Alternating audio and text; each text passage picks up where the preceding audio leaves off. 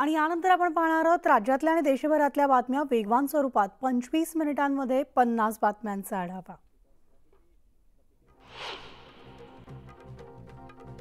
मंत्री छगन भुजबळ यांच्या नेतृत्वाखाली मंत्र्यांचं शिष्टमंडळ आज पुण्यातील उपोषणकर्ते ॲडव्होकेट मंगेश ससाणे आणि वडीगोद्री येथील लक्ष्मण हाके आणि नवनाथ वाघमारे यांची भेट घेणार आहेत। त्यामुळे आता गेल्या 9 दिवसांपासून उपोषणाला बसलेल्या लक्ष्मण हाके हे आता उपोषण मागे घेण्याची शक्यता आहे।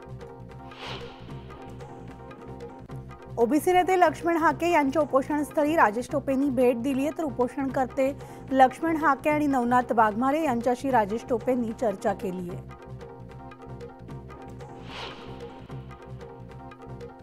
आमची एकही नोंद खोटी नाहीये, नोंदी सापडूनही खोट्या ठरवल्यात आणि नोंदी रद्द करणं परवडणार नाही असा इशारा मनोज जरांगेंनी दिलाय। तर वेळ पडल्यास बलिदान देण्यास तयार, पण मराठ्यांवर अन्याय होऊ देणार नाही अशी भूमिका मनोज जरांगेंनी घेतली आहे। सगळ्या गोष्टींना भुजबळ जबाबदार आहेत, तर भुजबळांनाच भांडणं लावायची आहेत असा आरोप मनोज जरांगेंनी केलाय। मला धमक्या देऊ नका, सगळ्या सोयऱ्यांची अंमलबजावणी करावीच लागणार असा इशारा जरांगेंनी दिलाय। मुख्यमंत्र्यांसोबतच्या बैठकीमध्ये ओबीसी मधून मराठा समाजाला आरक्षण न देण्याची मागणी करण्यात आली अशी माहिती ओबीसी नेते बबनराव तायवाडे यांनी दिली असून ओबीसी नेत्यांनी सरकारशी संघर्ष करून जातीनिहाय जनगणना करण्यासाठी प्रयत्न केले पाहिजेत असंही तायवाडे यांनी म्हटलंय। आरक्षणावर विचारमंथन होणं हे गरजेचं आहे, जातीमध्ये तेढ निर्माण होणं राज्यासाठी चिंतेची बाब आहे अशी प्रतिक्रिया सुधीर मुनगंटीवारांनी दिली आहे। तर ठरलेलं आरक्षण यांना प्राप्त व्हावं म्हणून कधी कधी जरांगे अशा शब्दांचा उपयोग करत असतील असं मुनगंटीवारांनी म्हटलंय। लक्ष्मण हाकेंच्या आंदोलनाला तर नांदेड जिल्ह्यातून ओबीसी समाजाचा मोठा पाठिंबा मिळतोय, तर नांदेड जिल्ह्यातील भोकर इथून ओबीसी समाज मोठ्या प्रमाणात वडीगोद्रीला रवाना झालेत।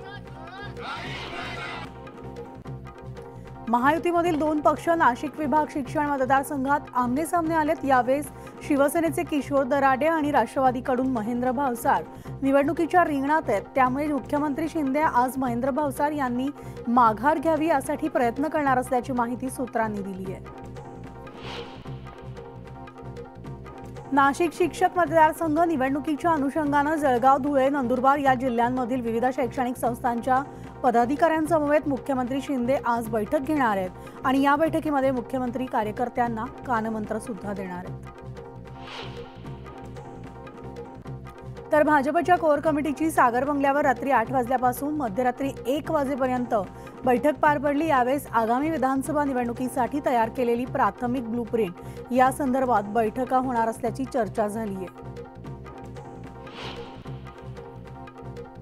रवींद्र वायकर आणि निवडणूक आयोग यांच्या विरोधामध्ये उच्च न्यायालयामध्ये याचिका दाखल करण्यात आली आहे। मुंबई उत्तर पश्चिम लोकसभा मतदारसंघातील उमेदवार भरत खिमजी शाह यांनी मुंबई उच्च न्यायालयात याचिका दाखल केली आहे, तर संशयास्पद पद्धतीने निवडणूक जिंकल्याचा आरोप करण्यात आलाय। विधानसभा अध्यक्ष राहुल नार्वेकर यांना विशेष सत्र न्यायालयानं दणका दिलाय।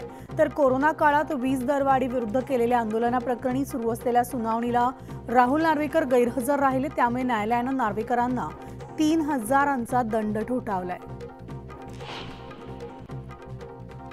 देशात पेपर लीक विरोधी कायदा लागू करण्यात आलाय। नोकर भरती परीक्षेतील फसवणूक आणि इतर अनियमितता रोखण्यासाठी केंद्र सरकारनं हा मोठा निर्णय घेतलाय। तर या कायद्यानुसार पेपर फुटल्यास किंवा उत्तरपत्रिकेत छेडछाड झाली तर किमान 3 वर्षांच्या तुरुंगवासाची शिक्षा होऊ शकते। रत्नागिरीमध्ये मंडणगड शहरालगत असणाऱ्या भिंगलोळी गावाला पुराच्या पाण्यानं विळखा घातला। अनेक सखल भागांमध्ये पाणी साचलंय, तर तुळशी डोंगराचा काही भाग खचून रस्त्यावर येण्याचा धोका निर्माण झालाय।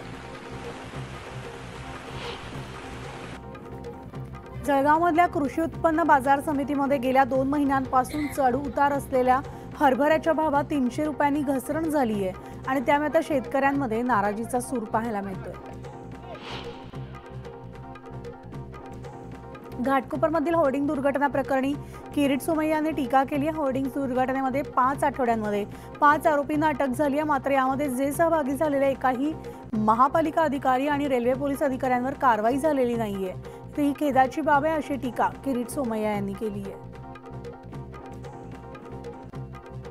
तर बांगलादेशच्या पंतप्रधान शेख हसीना भारत दौऱ्यावर आल्यात आणि राष्ट्रपती भवनाच्या प्रांगणात पंतप्रधान नरेंद्र मोदींनी त्यांचं स्वागत केलंय आणि या दौऱ्यामध्ये मोदी आणि हसीना यांच्यात रेल्वे, ऊर्जा आणि कनेक्टिव्हिटीसह इतर महत्त्वाच्या मुद्द्यांवर चर्चा होण्याची शक्यता आहे.